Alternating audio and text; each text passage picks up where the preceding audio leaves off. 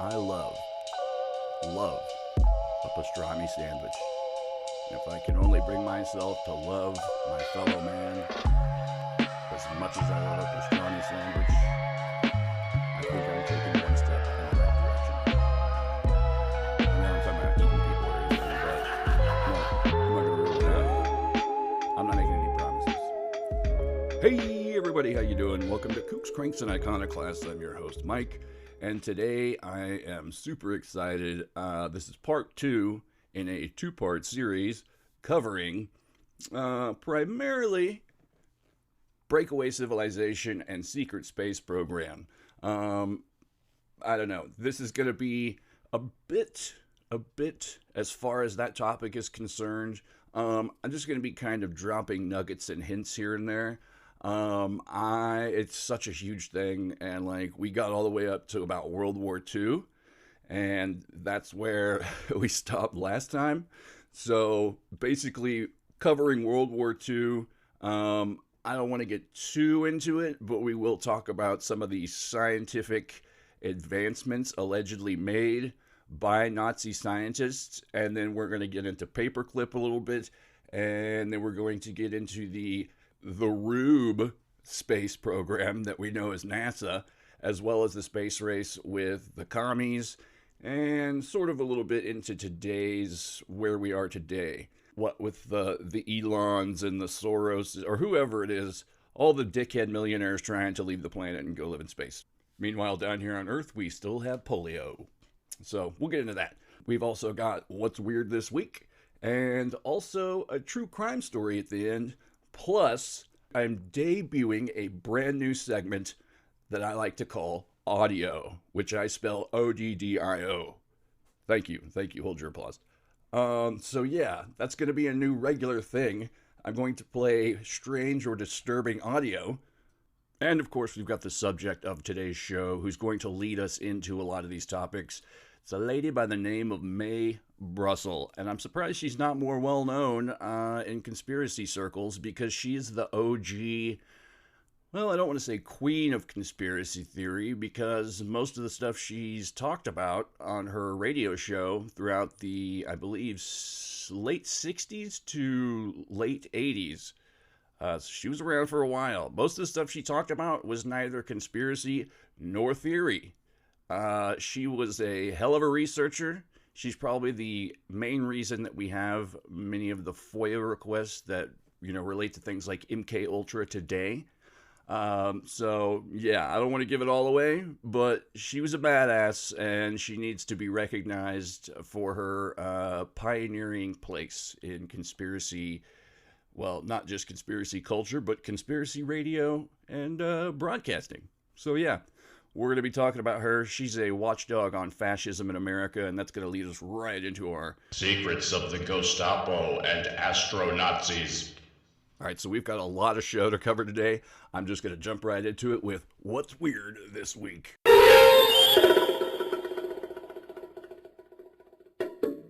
So, this week, a woman in Alabama with 2 uteruses and 2 cervixes, uteri, and cervixes. The 2 utes. 2 what? She has 2 each. Uterus, cervix. She gave birth to 2 babies. According to USA Today, in what some may call a Christmas miracle, and what some others might call God's mistake or a freak of nature, an Alabama woman born with 2 uteruses has given birth to twin girls on different days. Kelsey Hatcher learned of her condition, known as uterus didelphys, when she was 17 years old, but it would be another 15 years before it resulted in her 1 in a million pregnancy.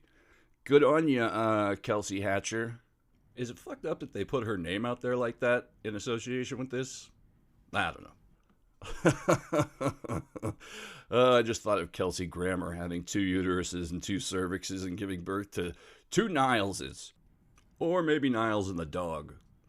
Yes, I like that imagery better. Imagine that. Isn't that something? Anywho, okay. What else is weird this week? An exceptionally rare white alligator was born at a Florida theme park recently, and the zoo now wants the public's help naming the tiny gator. Gatorland in Orlando says, the list so far includes the names Ice, Noel, Snow, Pearl, Ivory, Marshmallow, and Draconian Overlord Shocknuff. Politicians and entertainers and people in high finance from around the world have come to this albino alligator's nativity to pay their respects. I mean, probably. I'm assuming. Let's see what else. Hilary Swank and Matt Damon are the same person. And I wanted to talk about a place called, now this is French, so I'm probably going to butcher it, but a place called Chateau d'Emeraude, aka the Mothers of Darkness Castle. Supposedly, this place is one of the big main headquarters, the supervillain hangout, if you will, of the Illuminati.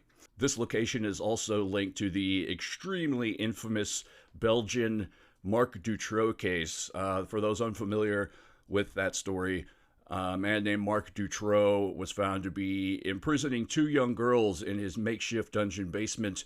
And when he finally was arrested and went to court, he started making claims that he was procuring children for people in high society and, high finance, world economic leaders, etc., who all came to Belgium to quote-unquote party. And this particular location is where they would do that.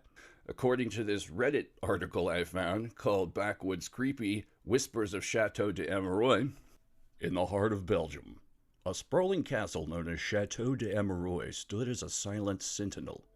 Its ancient stones held secrets that whispered through the corridors, captivating the minds of those who dared to listen. Among the locals, tales of clandestine meetings, occult practices, and unspeakable acts had woven a tapestry of conspiracies around the castle's name. The Solvay family, once the proud owners of the Chateau d'Emeraude, were surrounded by rumors of their involvement in secret societies. Stories emerged of extravagant parties filled with influential figures, where hidden agendas thrived beneath a veneer of opulence. Whispers of esoteric rituals and forbidden knowledge drew the attention of conspiracy theorists, painting the Solvays as puppet masters from behind the scenes. But it was Princess Marie-José, the mother of King Leopold III, who added a new layer of intrigue to the castle's history. Speculation grew rampant that she indulged in occult practices and utilized French ticklers and cake toppers of all sorts in the Chateau d'Emeraude, which was a stage for her clandestine ceremonies. Tales of dark rituals, mysterious symbols, and whispers of forbidden power surrounded her name, forever linking her to the enigmatic castle. In the 1990s, Anne-Marie Lazin's book, The Primal Scream, ignited a firestorm of controversy.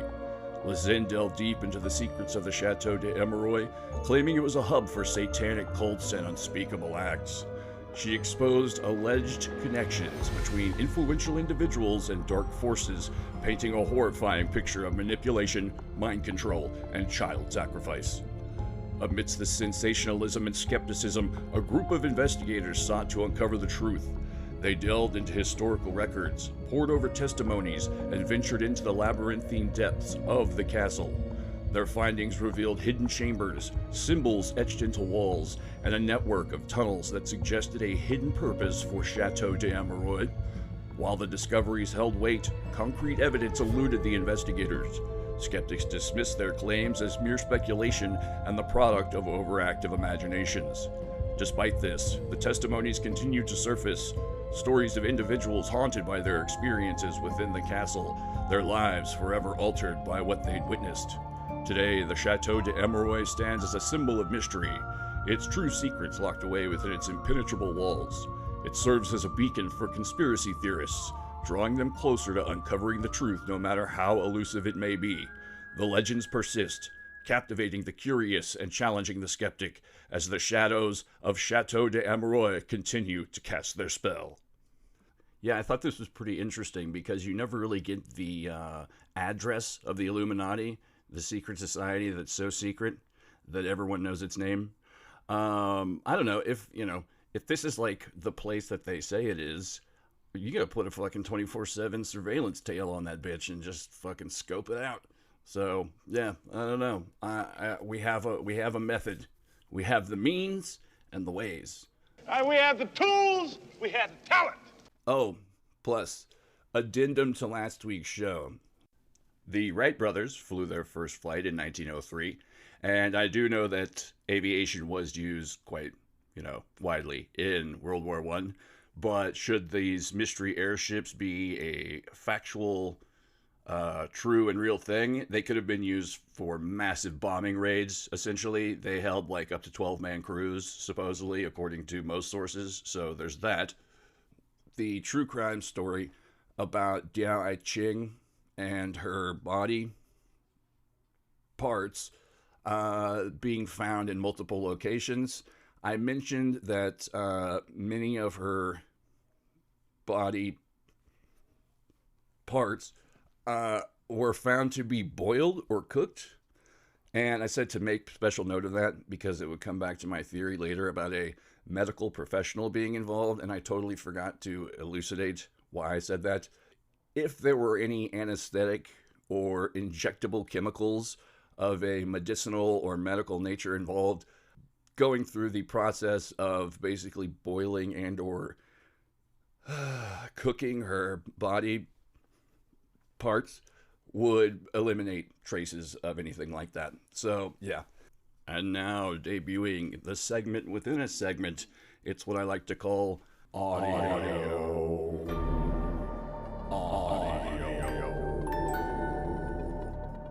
This is a recording made by a 60-year-old couple from Almanford, Wales. Allegedly, there are children and machines and all kinds of weird craziness going on in tunnels beneath their house. Allegedly, they've told the police, and the police are saying to them that you're crazy, you're delusional, etc. They've told newspapers, and just no one apparently will take them seriously at this point. The couple is under the impression that there's either a child trafficking ring or a drugs lab of some kind, according to them. They have since left their apartment and now live in a Winnebago, traveling the countryside, trying to spread their message and get people to believe them. So that's an update on them. So I don't know. I'm going to play the audio and let you judge for yourself. I will tell you, knowing that story and the potential of what could be going on behind it does make this audio a bit disturbing. So, yeah, you've been warned.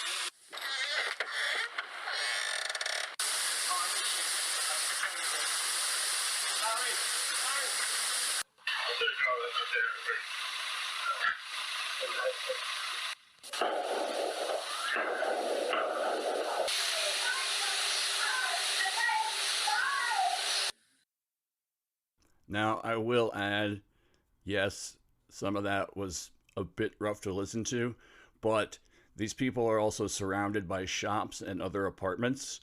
So whether or not the story they're telling about these recordings is true or not, like I said, I will leave it up to you. The supercut version you just heard, I think, I stumbled across it on YouTube, and it was very much, let's say, edited to sound as scary as possible. The people who made the video have a definite agenda behind it. I'll say that. Plus, when you see it with the subtitles of what these voices and everything are allegedly saying, it also makes it a bit rougher with the narrative they're trying to push. If that was still a bit too much for you, we'll throw in a quick audio palate cleanser. How about that? Let's try something like this.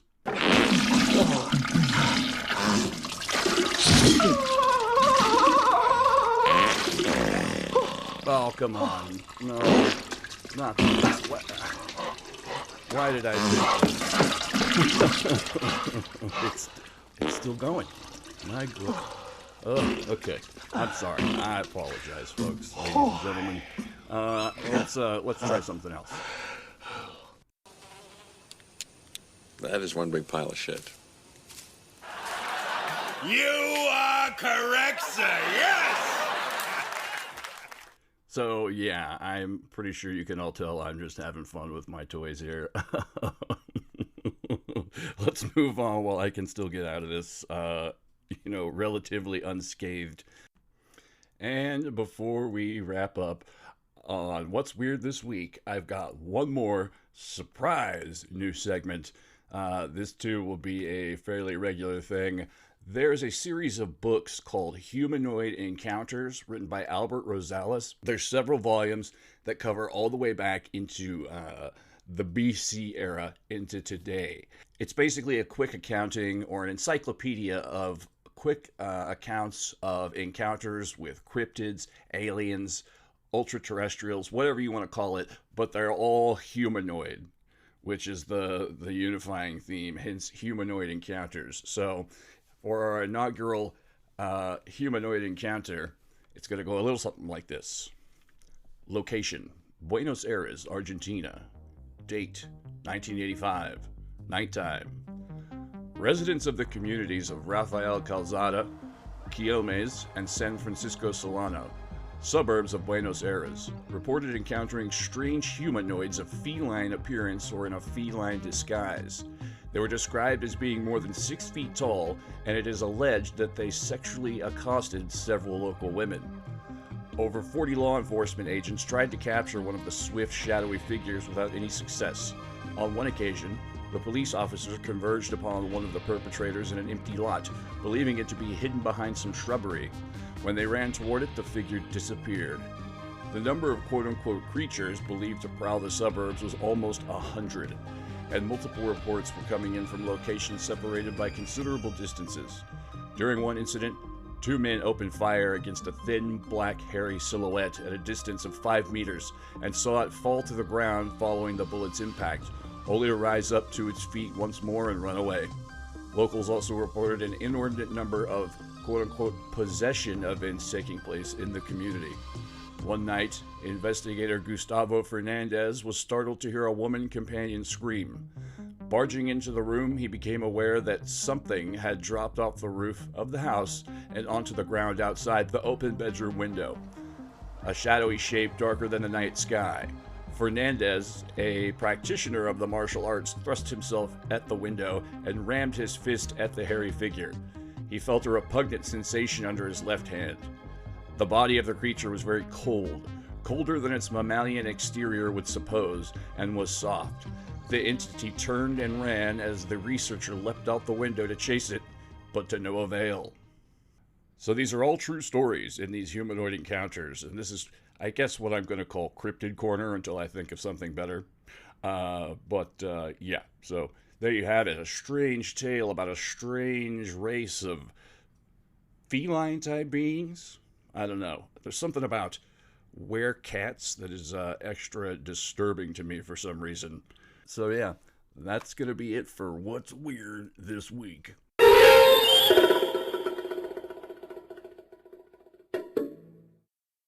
Alright folks, enough yucking it up. It's time to get fucking serious. Today it is my pleasure to bring to you, if you're unfamiliar with her, the world and works of Mae Brussell. Mae Brussell, born May 29th, 1922, passed October 3rd, 1988. She worked to the day she died, too. She was an American radio personality and conspiracy theorist, quote unquote. She was the host of Dialogue Conspiracy, and later the show was renamed World Watchers International, which sort of became a back and forth mail service between her and listeners. The super awesome thing about Mae Brussell was that all her research was taken from quote unquote either, official sources or newspapers, direct sources. Like she was a machine. Basically, she started out because she was so distraught over the Kennedy assassination, like most people were. It basically collectively traumatized the nation. Things haven't been right since, basically. I mean, conspiracies and conspiracy theories have been around forever, but as far as conspiracy culture within the United States, that, I would say, was the moment it started. As far as, the average Joe conspiracy theorist goes, you had all kinds of various fringe researchers, etc., or people who were investigating disparate avenues of disconnected events, people, places, things, but tied them together before and found their particular conspiracy narrative. Mae Brussell, I think, is one of the most accurate, well-informed, and best examples of a conspiracy theorist, and I'm sure she would hate being called that. The origins of the word or the phrase conspiracy theorist actually were issued out by the U.S. government not long after the Warren Commission report was, released. And that was a specifically targeted and designed and engineered phrase to initially and immediately discredit anyone who had another narrative or idea or asked questions about what was going on as opposed to the main narrative issued forth by the Warren Commission. So, yeah, she was especially distraught by President Kennedy's murder. She purchased all 26 printed volumes of the Warren Commission report and attempted to make sense of them by cross-indexing the entire work with stories from major newspapers and magazines that she thought showed connections and patterns that she found disturbing.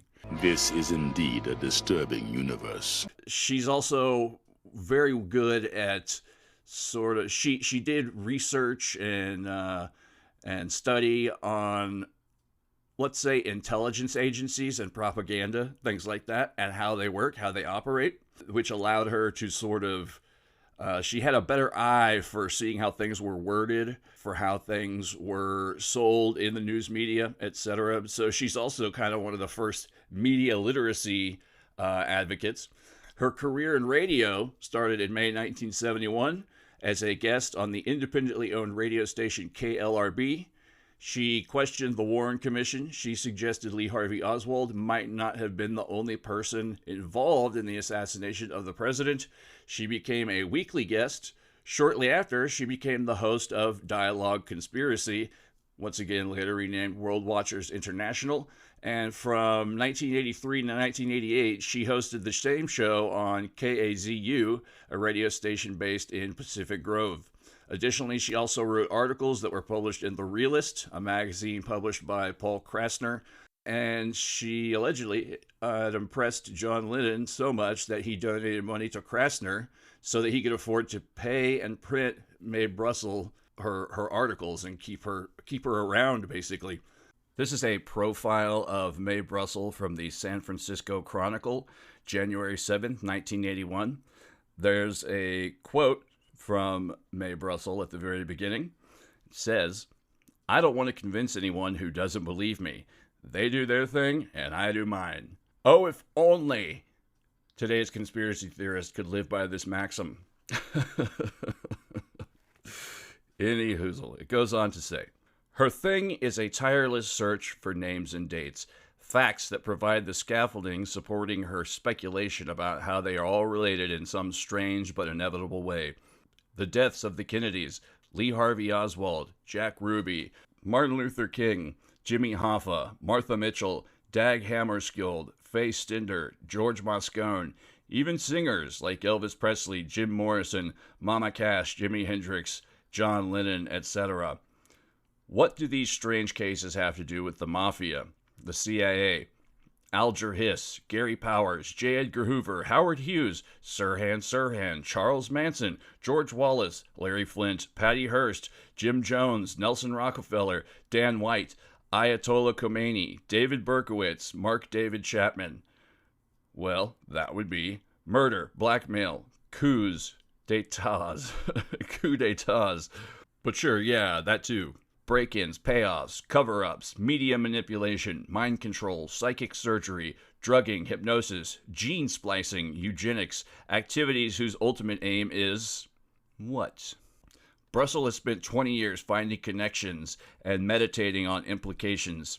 Her analyses have been heard weekly on radio station KLRB-FM in Carmel for 9 years, appear on a spot basis with the big San Francisco AM stations, go out in cassette form with supporting documentation to members of World Watchers International, a nationwide organization which she founded.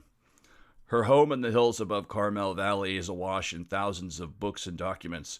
Among them is the 26-volume Warren Commission hearings and her 27,000 pages of textual analysis. She says, "I studied it for 8 years. It was like the Rosetta Stone. It unlocked every other conspiracy. Martin Luther King, Malcolm X, the Kennedys, there was always a pattern where a piece of information is destroyed in which a witness is killed. It's so predictable. You can go back and look up old cases." The daughter of Rabbi Edgar Magnin of Los Angeles, Brussell was a Beverly Hills matron and mother of 4 who was married to a wealthy clothier when JFK was slain in 1963. "I started saving every newspaper article about it. I wasn't a researcher. I was just curious. How could someone rule the United States for 1,000 days and then be lopped off so nonchalantly?" Years later, her marriage ended, and the questioning habit of mind made greater demands. Brussell took odd jobs to support her research. Her work became a source upon which other conspiracy buffs drew. Brussell came to know so much that increasingly it was impossible to provide brief answers to questions. Dense yards of paragraphs about background had first to be understood. Her high-speed conversation swiftly sketches connection between crime and politics, mob and government agencies. If the listener allows his mind to stray during these monologues, the linkage is lost. "I began to realize," she says at one point, "that everyone around Lee Harvey Oswald was a Nazi or in the defense industry." She has a copy of an FBI memorandum dated September 18, 1967, describing her contacts with former New Orleans District Attorney Jim Garrison. She pictures America as controlled by conspirators in the government, which view she has stated publicly, the memo says. She ruminates about the secret power of giant corporations, the possibility of clandestine meetings where powerful men plot the future, the real reason that a ringer is buried in Howard Hughes's grave. She says, "I'm just one person. I'm doing all I can." You go, girl. You go, girl. And once again, keep in mind, this is way before Alex Jones by at least half a century. And it even predates Bill Cooper and the seminal, I'll say it again, seminal conspiracy theory reader, Behold a Pale Horse. That's why she is the undisputed OG of conspiracy. I would even go as far as to say OGG, OGG, original gangster grandma. Let me just read this article from the book The Essential Mae Brussell, and that'll give us a good idea of it'll encapsulate it better.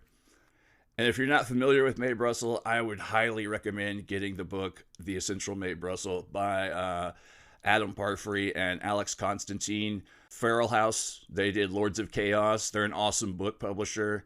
Lots of just badass shit.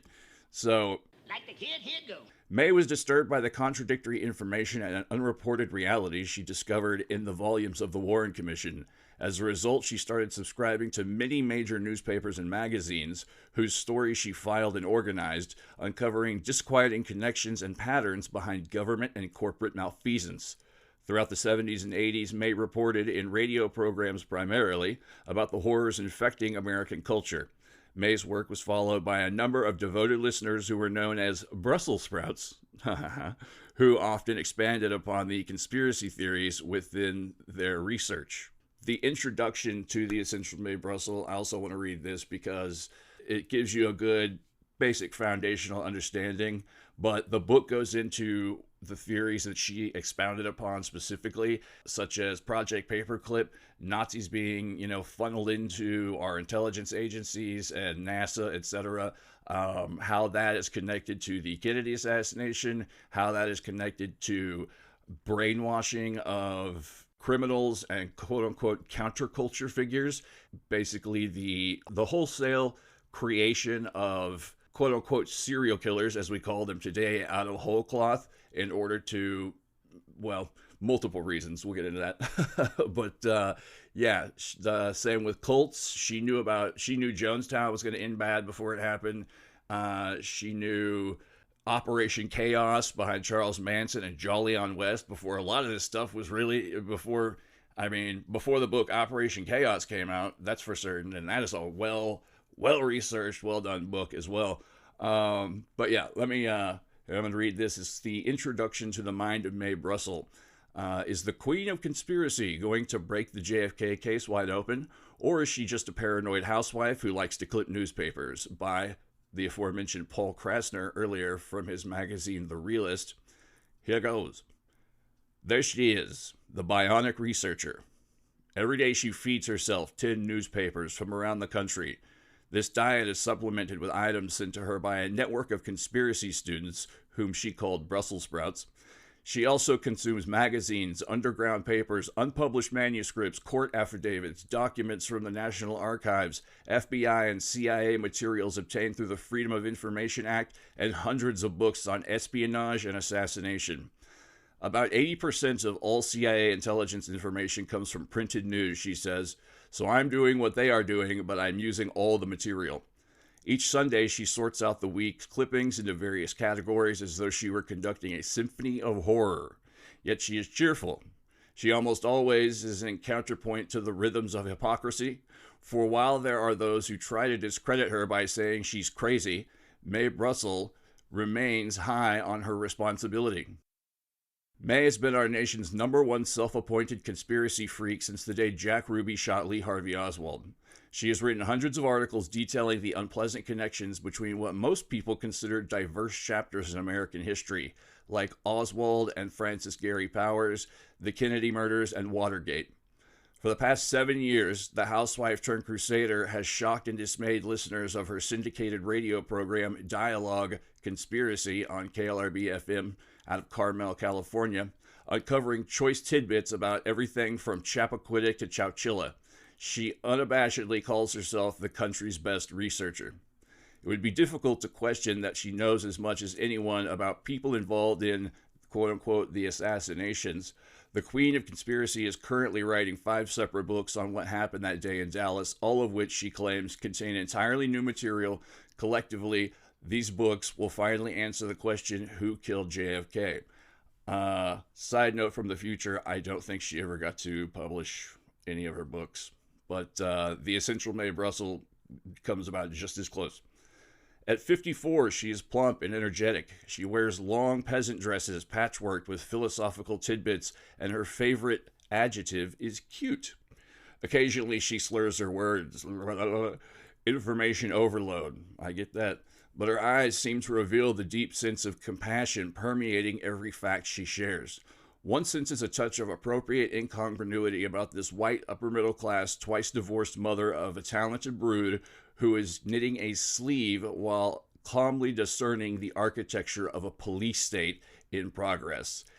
Basically, she's like your favorite grandma or crazy aunt who's into conspiracies, but is also somehow amazingly lucid. That would be that's kind of my own, that's how I view her. But anywho, really the best way I can bring you some good old Mae Brussell action is to play a little Mae Brussell action. So this one coming in at number 1. Mae Brussell talks about Charles Manson right here, right now. We'll get right into it. I had 10 other subjects I wanted to talk about today, but it will delay the Manson story. So we'll go into it, Gloria, right away.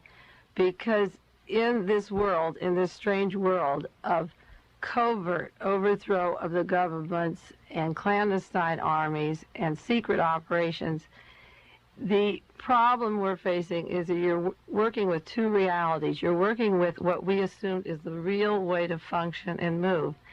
And then we're working with a system of what we call power, exchange of power, economic power, power over people, controlling their lives. And in order to do that, you disguise certain persons and send them into roles to influence. They become actors on a stage, and they influence our minds in a way that is not real, but affects a reality that will touch us later. Apropos of the Manson thing, the Oda trial, the murder of the Oda family with accused murderer Frazier goes to trial Monday. It's in the paper today. That was not a hippie murder. I've said it before. They took the trial out of Santa Cruz up to Redwood City. We'll do a show on the Oda trial, but because the Manson trial affects this particular geographic area, it's close to us. It's close to home. California was where the Flower Children were. Big Sur was the home of people like Joan Baez, Henry Miller, free souls, artists roaming. California was an important state in terms of conspiracies to kill candidates and presidents and to affect national policy, and it's part of the military-industrial complex. And I'm going to explain why the Manson trial, why the murder of Sharon Tate and the other persons in her home was a political massacre. And other researchers have done work on the John Kennedy, Robert Kennedy, Martin Luther King. I was the first researcher in the United States to turn the other people's minds to the fact that the same lawyers, the same planners, the same teams originated this particular massacre and what effect it would have on our society. It had to be planned well in advance of when it happened. And I'm going to give you my conclusions on the Manson. I call it the Manson trial because nobody talks about it being Charles Watson massacre. That's the boy who killed 7 people. But the news media associates the name Charles Manson. He made the picture on the cover of Life. He is the man that you associate with killing Sharon Tate. Many people don't even know the name Charles Watson because you're not supposed to know it. Right now, there's a hung jury in Los Angeles on the decision of whether Charles Watson is guilty of murdering 7 people. He was in the home. He did the stabbing 40 times. He wrote Death to the Pig on the door. The jury can't decide if he was guilty. Now, my conclusions are, number 1, that all of these persons involved, the major people, are agent provocateurs. They come at a time to increase violence, to come down on a segment of our society prior to an election year, and to make law and order necessary to protect us from the people at large in our society. Number two, Charles Manson was a patsy. He is identical, historically, to Lee Harvey Oswald, Sirhan, and James Ray. Charles Manson killed nobody in the Sharon Tate home or in the Bianca home. He was being charged with these murders. He didn't kill any one of these 7 people.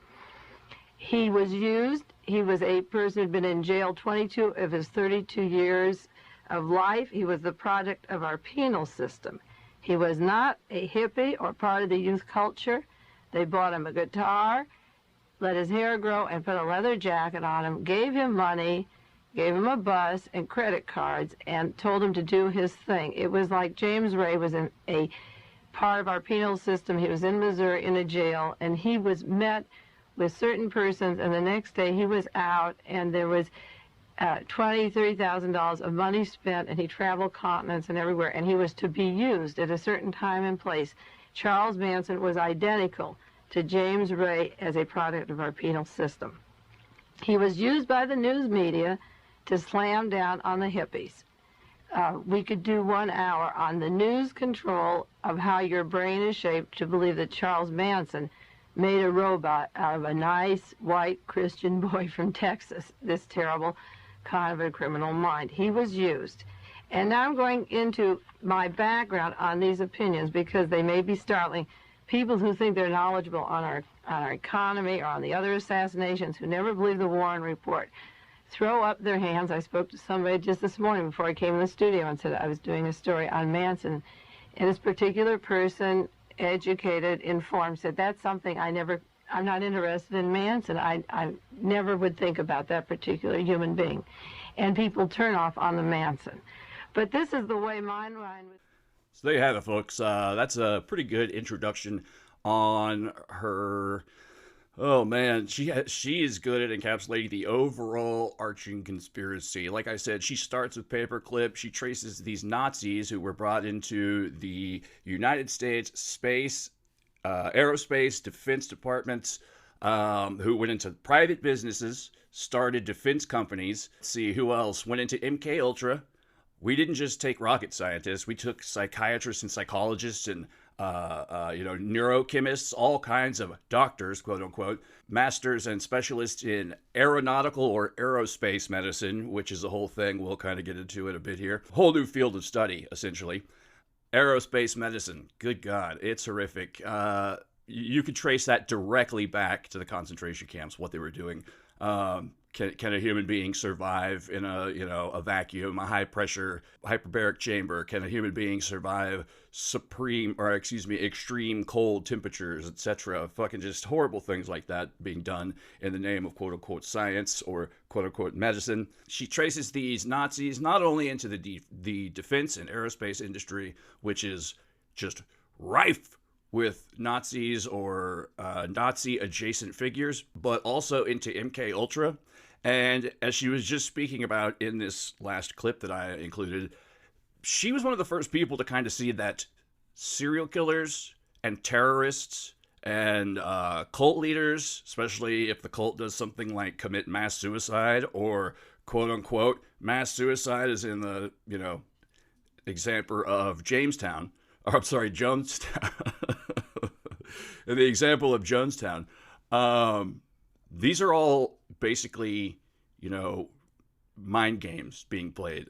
There's drugs involved, there's programming, there's conditioning, there's brainwashing, all kinds of just horrible shit. MKUltra essentially was, there was a sub-project called MK Often that specifically looked into occultism, telepathy, things like Ouija boards, shit like that, which I wish I could find more on, because that's the stuff that's like, mwah, oh, I love that shit. That what is going on down that fucking rabbit hole? But aside from that, MKUltra in general, the way I see it, it's black magic shamanism. That's all it is. It's a dark prying open of the third eye and the psyche on a vast scale. And the psychic reverberations are still being felt to this day. I don't necessarily buy into the theory, I guess I'll say, that all serial killers or all cult leaders, etc., are are products of MKUltra or something MKUltra adjacent. There are writers like David McGowan who will argue that. His book, Program to Kill, is a nutty fucking read. It's entertaining, I will say that. But he's got, just check it out. It's a bit much, but it's an entertaining read, that's for fucking certain. Mae Brussell sort of takes the ideas of, and when she was on the radio, serial killers, this was a brand new phenomenon. It was just named, at least. So serial killers and suicide cults and terrorists, she was one of the first people to see that this was all a form of what is today often referring to terrorism as performative violence. This is meant to be a show. This is meant to convey a message. That message may be either direct or indirect, but it is meant to communicate something besides the murder itself, something besides the violence itself. And this has been, according to many theories from a lot, not just Mae Brussell, but many other conspiracy theorists, this is largely a byproduct of, government creation. The cause behind it is to either, enforce a police state because we have, wackos and terrorists everywhere, or to defame counterculture movements or alternative religious thought. There's multiple ideas and, causes behind the theories. But, I mean, pick your poison. They're all there. There's a bunch. So it just depends on, what you believe, I suppose. But really, that's what it all comes down to, isn't it? Belief. So, yeah, that's Mae Brussell. I wanted to concentrate on her a little bit more. I know that, like, reptilians and the Nephilim and all that kind of shit, yes, they're fun. But if you want, like, the real shit, like what the fuck is wrong with everything, I think this is it.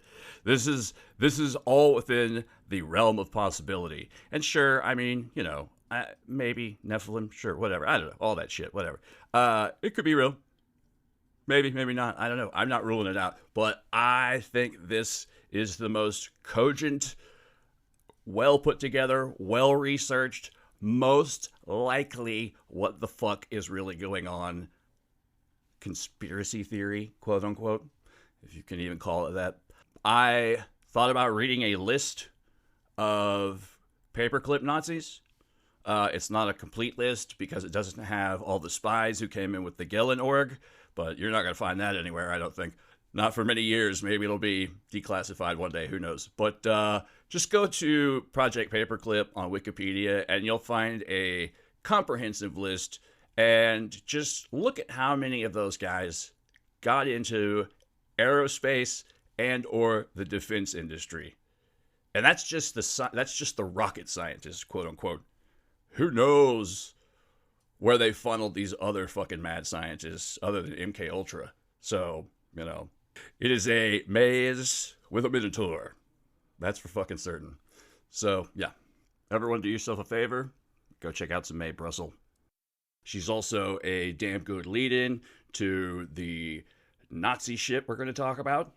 Adolf Hitler and those guys. Breakaway Civilization, Secret Space Program, etc. I highly recommend going to YouTube and checking out the Mae Brussell channel. There's a lot of good talks on there. It's like OG fucking all the way conspiracy shit. Podcasting before it was podcasting. So, yeah, go check it out. So, what was I saying? Oh, yes. Hitler, Secret Space Program, Astronazis. And yes, also, as I was speaking about MKUltra, we're going to trace that to and fro with the Ghostapo, as I like to call them. The fucking Nazi occultist motherfuckers and all that shit. So, 23 skidoo, folks. Let's do this. All right, so I'm going to make this, hopefully, the last bit of reading I do for this episode. There's a lot of books, I'm going to say. But I'm going to use Jason Reza Jorjani's Closer Encounters one more time because he's so damn good at encapsulating all this stuff. This is basically World War II, mad science. So here goes. Most of the craft cited in the quote-unquote Great Airship Mystery of 1896 to 1897 in America were cigar-shaped UFOs. What about the saucer airframe? The saucer airframe was arrived at in German aeronautical technology as a result of attempting to solve a very practical engineering problem known as the suctioning of the boundary layer. I think I've seen volume 23 of that. A pocket of air forms around the wings of an aircraft flying at high speed. This air resistance impedes in order to suction this air off of the wings so as to increase maneuverability, especially for military aircraft engaged in aerial dogfights. Eventually, a number of German engineers, including Victor Schauberger, the Horten brothers, Richard Meath, Rudolf Schriever, Klaus Habermohl, and an Italian by the name of Giuseppe Balluzzo, probably acting as a technical liaison with futurists in Mussolini's regime. Mussolini was big into futurists. Julius Vola had his own occult group that was also fascistic, but I don't necessarily negate all of Ivola's ideas. He's a controversial figure. Let's leave it at that. They all came up with various iterations of an innovative airframe design with suction slots all around it. In other words, an airframe with no wings. It would be disc-shaped so it could constantly suck in the boundary layer in all directions through these vents, thereby providing ultimate maneuverability. This quote-unquote flying saucer was initially rocket-powered. It had a set of jets positioned at the center of its underbelly in a circular fashion, any one or more of which could be moved in order to change the flight trajectory of the craft. Even with rocket power, as a saucer-shaped jet aircraft, the solution to the boundary layer problem allowed these earliest flying saucers to achieve astonishing maneuverability at speeds far in excess of conventional jet aircraft that were still being designed decades later by the world's leading military powers.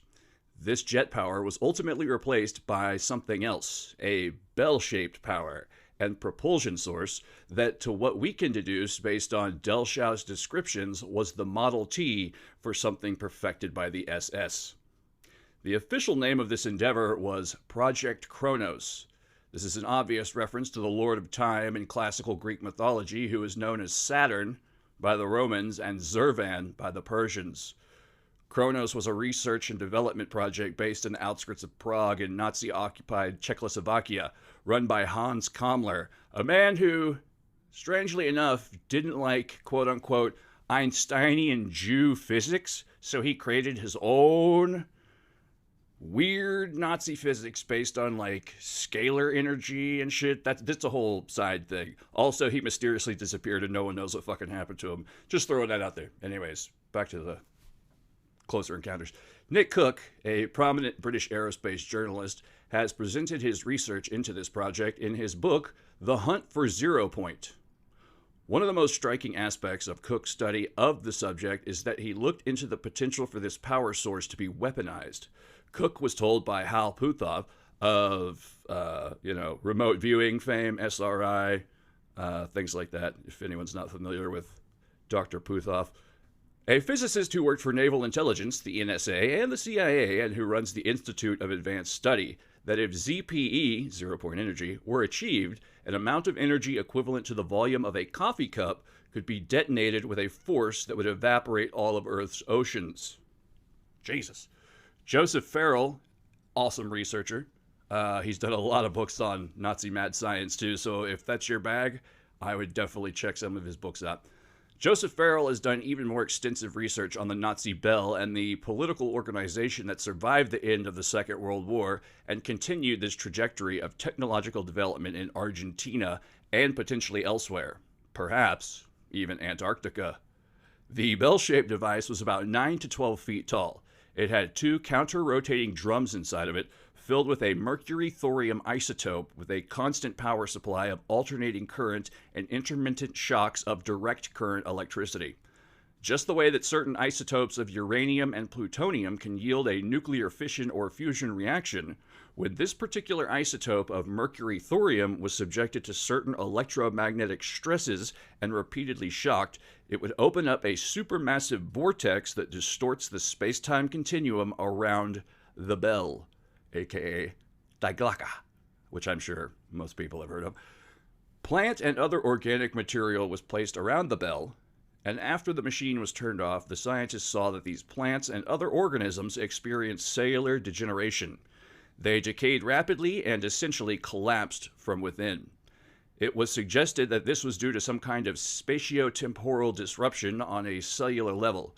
The first generation of scientists who were involved with the project also experienced a significant distortion in the flow of time. It seemed as if time was flowing at a different rate for them inside the laboratory than for people outside.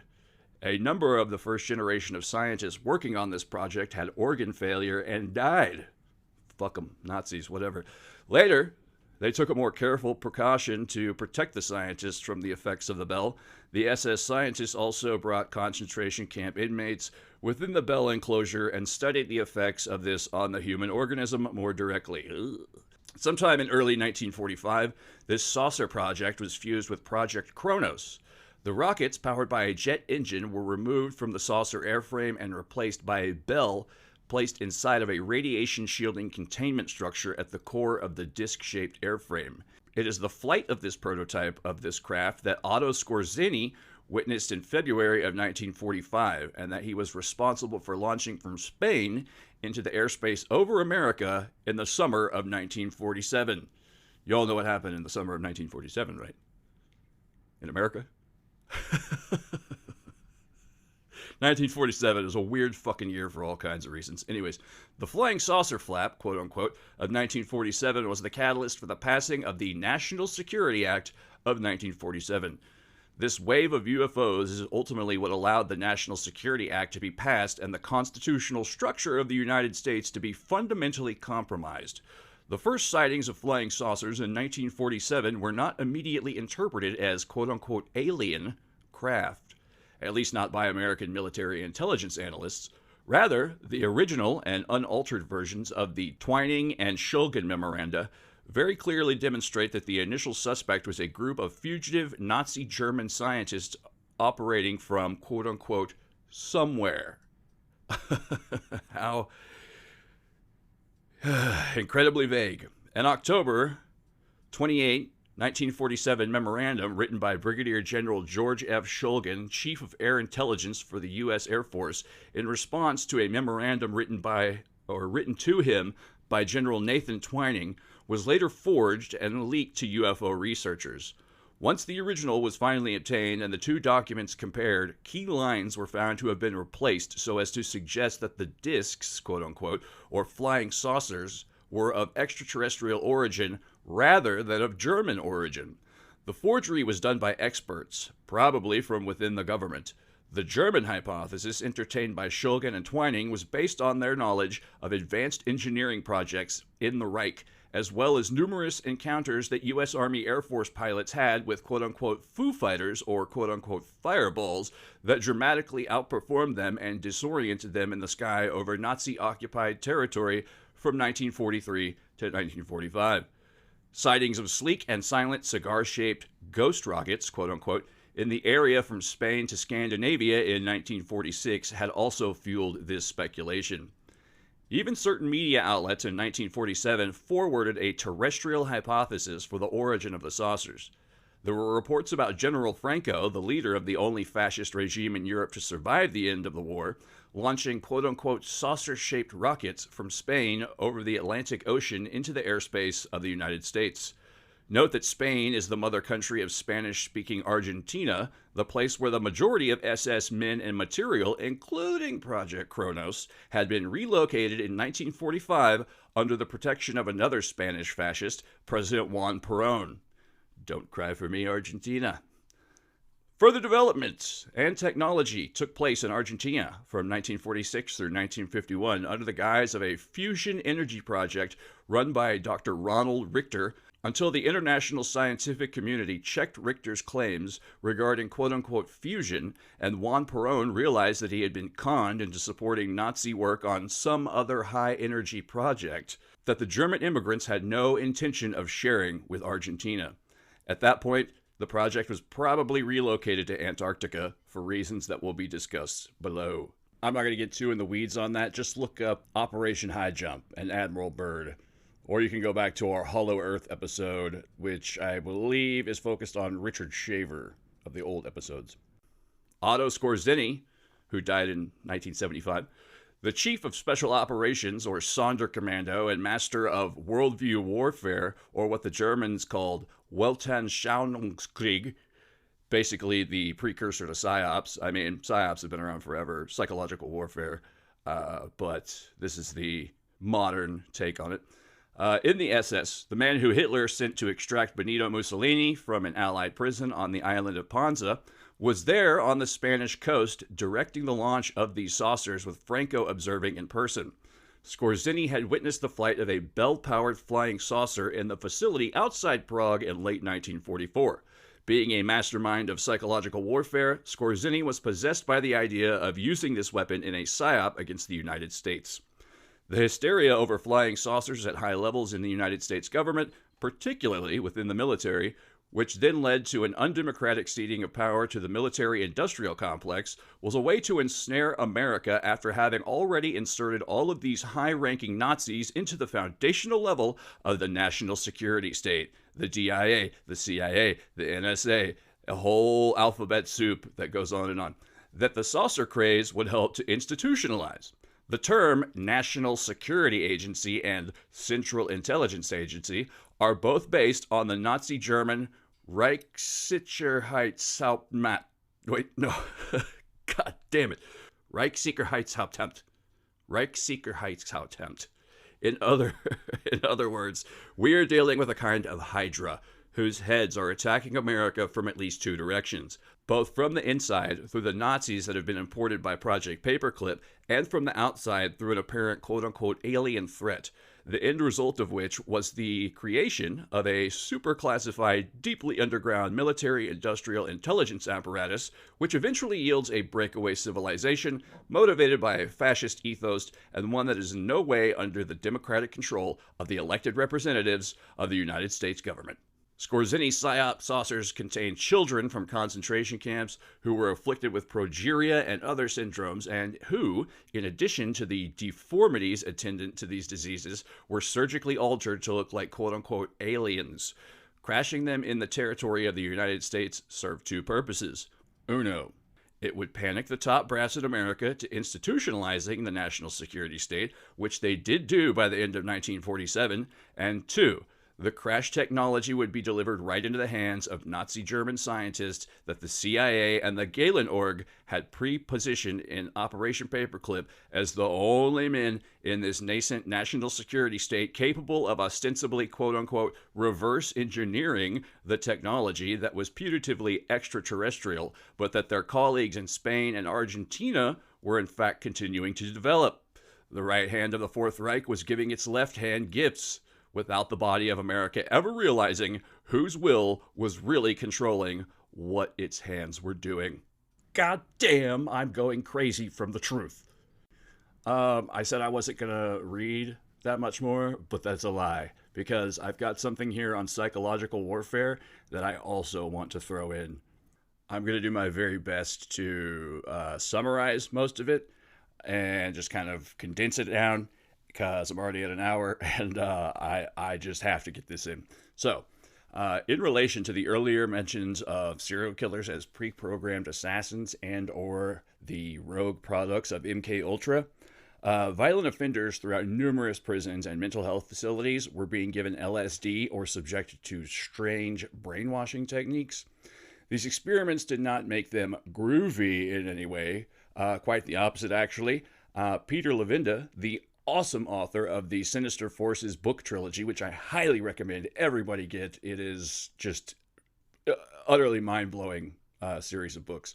He posits what I too believe to be true, that these chemical magicians in their white robes dosed an entire generation of already dubious individuals, and in the process of doing so, also unshackled some savage, subconscious monstrosity of psychic proportions, essentially unleashing the beastly creature of the id, which now runs rampant as America continues to bob and weave between the pre-existing poltergeist inside the American hive mind, situated atop an already precarious precipice, which generally tends to overlook its own shaky foundations atop one humongous, cursed Indian burial ground. Lavinda holds up Arthur Shawcross as one particular example above many. He goes on to state, a more pressing case before us, however, is that of convicted serial killer Arthur Shawcross. In Shawcross, we have all the elements of a paranoid fantasy that even Hollywood would find a hard time digesting. A Vietnam veteran, child molester, rapist, and murderer who is set free only to kill again. A man who claimed a history of violent encounters in Vietnam, but whose official army records deny any substance to the stories. A man whose brain shows evidence of surgical intervention, but whose army medical records were classified and not permitted to be reviewed by his own defense team. A man who claimed he heard voices, haunted by ghosts no one else could see.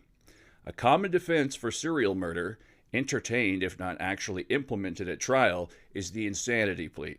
We look at that more closely a little later, but for now it is enough to know that this plea, with its origins in 19th century British jurisprudence, is honored more in the breach than in the observance.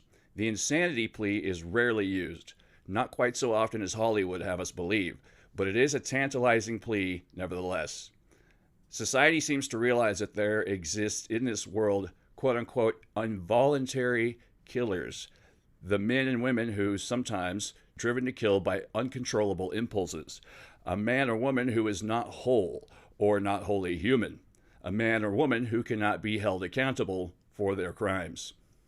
Might I also add, and this is just me talking, multiple serial killers, including Ted Bundy, John Wayne Gacy, Pee Wee Gaskins, and even Henry Lee Lucas, just to name a small few, have all made statements either directly or indirectly referencing either some form of alleged alternate personality, quote-unquote, and or reported experiencing strong feelings of dissociative fugue states when partaking in the many violent acts for which they remain so very infamous.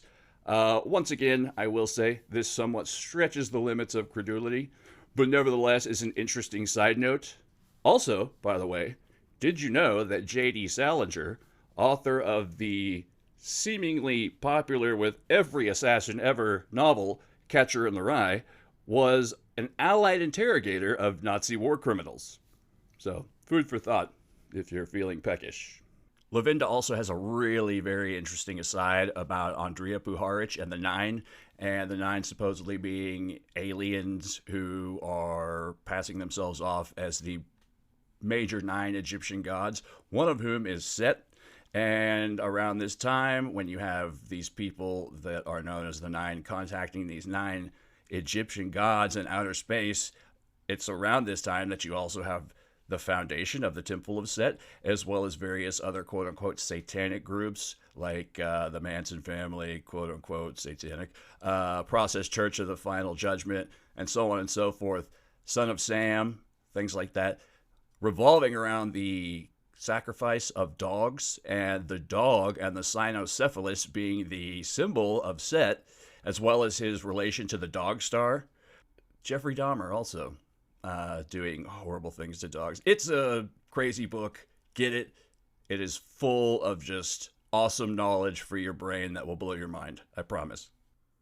So from that point, Lavinda gets basically in depth into the use of the occult and psychological warfare and how the two sort of overlap. He puts forth the metaphors of waking up to find the voodoo doll full of pins in your house, or all of the Godfather, a horse's head in your bed. Basically, you're fucked, you've been cursed, you will die. And once you've sort of got that mindset, then you're robbed of any conviction to, maintain victory, to maintain a special, to maintain a winning attitude going into any conflict. And this is sort of what, to go back to the Temple of Set, This is actually what Michael Aquino, the Colonel, quote unquote, according to some,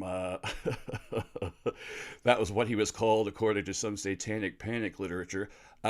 He's the one who came up with Mind War, which is basically all about demoralizing the enemy and robbing them of a victory psychologically before even entering into conflict with them. And all this stuff traces back to Weltanschauung, worldview warfare of the Nazis. This is the modern iteration of it. I'm going to read a little bit of Lavinda here because this is where it goes into like the occult overlap with psychological warfare. And this is, ooh, I love this shit. Okay. United States Air Force Brigadier General Edward G. Lansdale was the CIA's chief operative in the Philippines during the Huck Rebellion in the 1950s. As such, he was under the oversight of C.D. Jackson and Nelson Rockefeller, who were responsible for psychological warfare operations at that time in the Philippines and other hotspots. It was Lansdale who came up with the idea of using the Huck beliefs in vampires, aka the Aswang, against them. And go check out the old episode on Alan Dulles called Aswang. Kind of covers some of this too. The Psywar squad would snatch a Huck in ambush and then kill him. They would pierce his neck with 2 holes, like a vampire bite, and then hang the body up and drain the blood. They would leave the body where the Huck would be sure to find it, neck punctured, drained of blood. After his successes in the Philippines, Lansdale was transferred to Vietnam. This was in 1954. At this time, Lansdale followed a Psywar technique that was used during World War II, the use of astrologers to predict fatal outcomes for enemy leaders. Lansdale was so successful at his work that he was put in charge of organizing Operation Mongoose, the anti-Castro CIA operation designed to destabilize the Cuban regime. In one of these operations, Lansdale suggested simulating the Second Coming. He proposed telling the Cuban people that Fidel Castro was the Antichrist and that staging the return of Jesus, complete with phosphorus shells fired over Havana. His partners in Operation Mongoose called the plan Elimination by Illumination. That was in 1962. By 1964, the use of occult themes and rituals became an accepted part of psychological warfare planning. The Special Operations Research Office, or SORO, at the American University prepared a paper at the request of the U.S. Army on witchcraft, sorcery, magic, and military and paramilitary operations in the Congo. The paper was authored by James R. Price and Paul Jorjani. I believe that's how you pronounce that. American University was no stranger to psychological warfare research, having seen the establishment there of the Bureau of Social Science Research, or BSSR, in 1950. The BSSR was the scene of numerous studies of psychological warfare on Eastern European countries, and its African Psywar studies were underwritten by the Human Ecology Fund, an organization well known to researchers of government-sponsored mind control programs as a front for the CIA's MKULTRA program. The SORO paper studied the use of occult ideas and techniques by insurgent elements, quote-unquote, in the Republic of the Congo. It states, magical practices are said to be effective in conditioning dissident elements and their followers to do battle with government troops. Rebel tribesmen are said to have been persuaded that they can be made magically impervious to Congolese army firepower. Their fear of the government has thus diminished, and conversely, fear of the rebels has grown within army ranks. The study was ambitious in scope.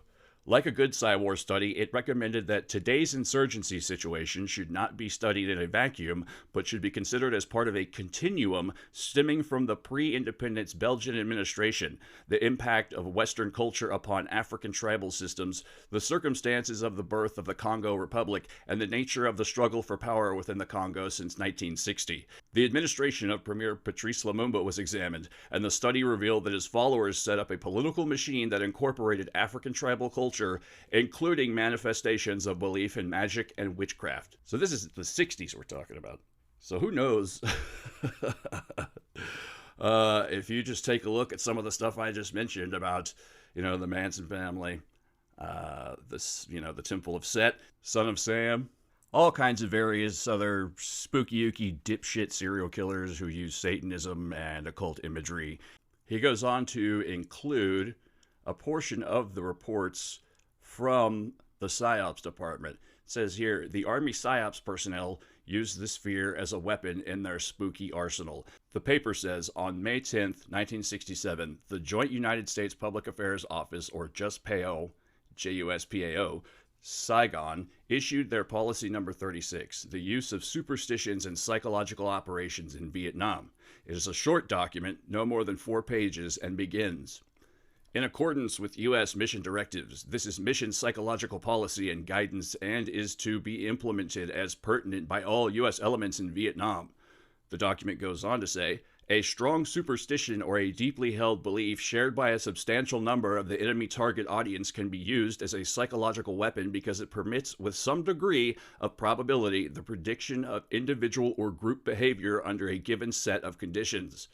This is about as clear and concise a definition of psychological warfare principles as any. It is also a cynical look. While this document was prepared for military actions in Vietnam, the same concept, using a deeply held belief, quote-unquote, as a psychological weapon, can be ported from the third world and used anywhere, no matter what the deeply held belief, whether it be fundamentalist Christianity, Mormonism, Buddhism, etc. Further example of the cynicism in which this program was spawned can be shown in the following paragraph. In summary, the manipulation of superstitions is a delicate affair. Tampering with deeply held beliefs, seeking to turn them to your advantage means in effect playing God, and it should only be attempted if one can get away with it, and the game is indeed worth the candle. Like if the juice is worth the squeeze, basically. Failure can lead to ridicule, charges of clumsiness and callousness that can blacken the reputation of psychological operations in general. It is a weapon to be employed selectively and with the utmost skill and deftness. There can be no excuse for failure. I had to skip a whole bunch of stuff and condense it down, but like I said, there was operations right after the Philippines, going right into Vietnam. They were using the Ace of Spades, the death cards, even though apparently the Vietnamese did not use American playing cards. They used a Chinese-based. So that's one of their silly little fuck-ups that, you know, people like the CIA always do. The continuous universal presence and inclusion of idiocy and ineptitude that will always creep in no matter how hard the powers that be try to control the world. This whole encapsulation of this use of beliefs as a tool of warfare, of psychological and spiritual warfare, man, this is just classic. This is sorcery. It really is what it is. I don't know. It's just, it's the manipulation of symbols and the change and inducing of change in people's minds and thought patterns. So, I mean, I don't know what else you could use to define sorcery. You're creating a change in reality by inflicting your will upon a group of people, almost entirely through the manipulation of symbolism. And what's religion and mythology and folklore and legend, if nothing else, but symbolism? When they talk about full spectrum dominance, I believe this is what they're talking about. This is inner space and outer space being conquered by fucking evil shitheads who are secretly in control of everything. I mean, I don't even have enough time to go into the SDI fucking Reagan era Star Wars shit. If you want to find out more, get Joseph Farrell's Saucer, Swastika, and Psyops, I believe it's called, or the Nazi International, or Richard Dolan's book on the current day secret space program as well. Pretty much anything by Richard Dolan, or I believe also Richard Hoagland, who goes into the more occult aspects of NASA, Jack Parsons, things like that. God, it's just too big a subject. I can't really expound on it anymore other than what I've done. But like I said, this is a two-pronged approach, the Ghostapo and the Astronazis, and I believe it all traces back to those evil motherfuckers. That's just me. That's my own take on things. I mean, I could be wrong. It could be aliens. It could be anything. If I had to bookend all of this secret space program / breakaway civilization stuff, I would have to tie it up by saying all these dickhead millionaires who want to go into outer space and spread the virus of humanity to other planets that are fucking just doing fine by themselves without us fucking them up, they don't care about you. And they're not going to take you with them.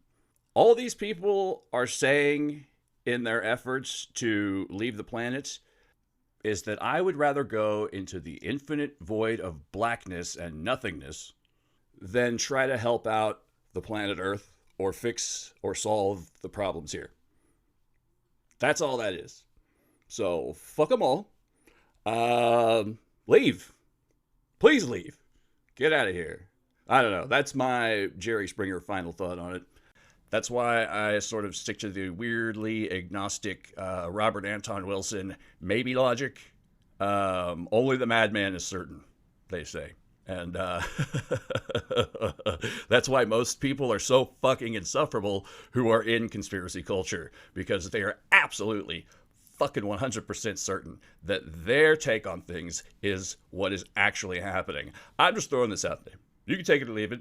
Much like Mae Brussell, I'm not trying to convince anyone. I just calls them like I sees them. And that's it for me. As far as secret space program and everything goes, like I said, I'd love to get into it more, but God, there's just so much. So check out the books I recommended. I highly, once again, recommend the Sinister Forces trilogy. It is beyond fantastic. It will make you think in ways. It exposes all. Just the synchronicities and the coincidences and the strangeness, the dates, the holidays that line up on certain things, just the connections between people and places and things. It's fucking mind-blowing. Once again, can't praise them enough. You may think you know, but I don't think you know what a synchronicity is. It's about time to close out with a true crime story. The story of one Cindy James. Now, if you're not familiar with the story of Cindy James, hoo boy, it's a doozy. As a matter of fact, I think there might be a little bit of MKULTRA type shit involved in this, possibly. Nobody really talks about it a lot, but Cindy James, her father was a military doctor, and they moved around a lot, and she was never allowed to have friends, mostly because her parents, who did not allow her to have friends, were supposedly, according to them, sparing her the difficulty and the heartache of having to move around as a military family, etc., etc. Although reports say that Cindy James's father was he didn't treat her like a father. He did not have a relationship with her like a father. He treated her like a maid, basically. So the stories go. But let's get into the actual known quantities of the Cindy James case. And, well, it's a strange ending, and I will let you be the judge. So like I said, she was kind of under the thumb of her parents most of her life, till she hit about early 20s, and she went away to nursing school. And during this time, she met another doctor who she became romantically involved with. So here's another possible MKUltra thing. I don't know, I'm probably stretching on this, but anywho. She met another doctor, became romantically involved with him, and quickly, that didn't last long. It dissipated quickly. But during this time, she also sent a letter to her family saying that she'd gotten married and divorced, and she just did some weird stuff.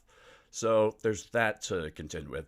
But later on, as she's going through nursing school, she begins to have these incidents occur.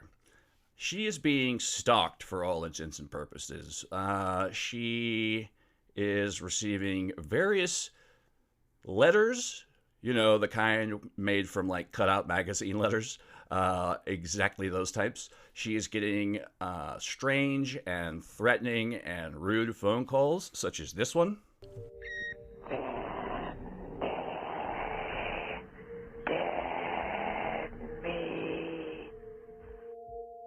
And she's also being threatened in other ways, like someone killed her cat, for example, and put it on her front doorstep.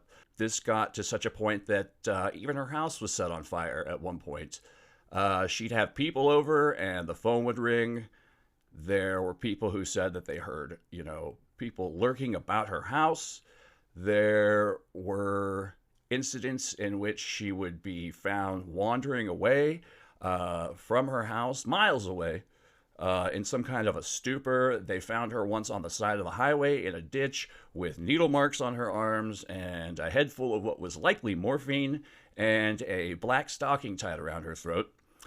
So this continued and continued and continued and escalated until eventually Cindy James's body was found hogtied, hands to feet, behind a house, an abandoned house.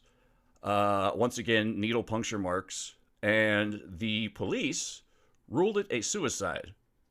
However, the coroner's report says undetermined. So the prevailing theories are that she did this to herself, or there was in fact some unknown assailant. Judging by the phone call, it sounds like a woman's voice.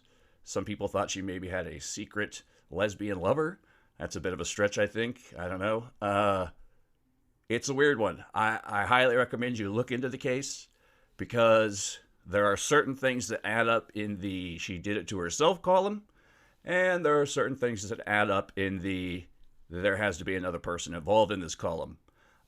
She did have an ex-husband who was a doctor, not just the one she made up. She did, in fact, end up getting married to a doctor. They were together for a while. Supposedly he was quite abusive. And that ended, and they did find him parked behind her house during the time she was being quote-unquote stalked. He said to protect her. There was a police officer who had moved in with her for a while. He began by keeping an eye on her, and then he sort of had romantic feelings for her after a while. But, I don't know, neither of these guys apparently panned out to be a good lead.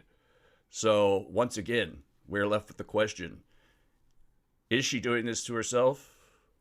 Or is there an unknown second party involved? So, that's the Cindy James case in a wrap, in a nutshell. I'd like to get a little more in-depth on it, but I got to get this out by Wednesday. So thank you for coming on this ride with me. I'm trying to get back on the Wednesday schedule. This should be out by then, I hope. Everything should be done. So yeah, thanks for listening. I'm sorry I couldn't get further into the space program stuff. I may do it again down the line. I've got some various I'm looking at my lineup of subjects for the next several episodes, and it's going to be all over the place. So, I mean, if secret space program and, breakaway civilization aren't necessarily your bag, baby, then we're going to have all kinds of other weird shit around the bend. Don't worry. That's right. We're going to go to Japan back in the day. We're going to go to the Hellfire Clubs. We're going to go all over the place. I don't want to, give it all away. I like to keep my cards close to the chest on this kind of thing. Keep you guys surprised. Keep you guessing. But once again, I appreciate you guys listening. This is Kooks, Pranks, and Iconoclast. I'm your host, Mike. And thanks for listening. Love you guys. Tune in next week.